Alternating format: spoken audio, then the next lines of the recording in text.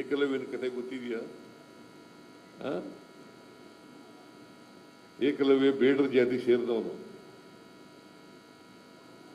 ದ್ರೋಣಾಚಾರ್ಯರು ಅವನ ಶಿಷ್ಯನಾಗಿ ತಗೊಳ್ಳಲ್ಲ. ಯಾಕಂತಂದ್ರೆ ಅವನ ಶಿಷ್ಯ ಶೂದ್ರ, ಎಲ್ರಿಗಿಂತ ಜಗತ್ತಿನಲ್ಲೇ ಒಳ್ಳೆ ಬಿಲುಗಾರ ಆಗ್ಬಿಡ್ತಾನೆ ಅಂತ ಹೇಳಿ ಅವನ್ನ ಶಿಷ್ಯನಾಗಿ ಸ್ವೀಕಾರ ಮಾಡಲ್ಲ.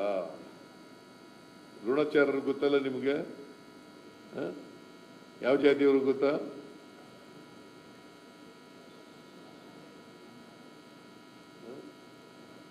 ಬ್ರಾಹ್ಮಣರು.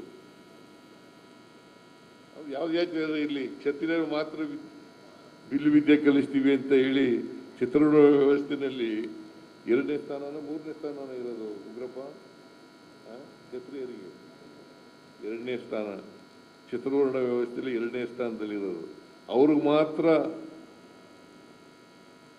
ಪಾಂಡವರಿಗೆ ಕೌರವರಿಗೆ ವಿದ್ಯೆ ಕಲಿಸ್ತಕ್ಕಂಥ ಕೆಲಸ ಮಾಡ್ತಾ ಇದ್ರು, ಬಿಲ್ಲು ವಿದ್ಯೆ.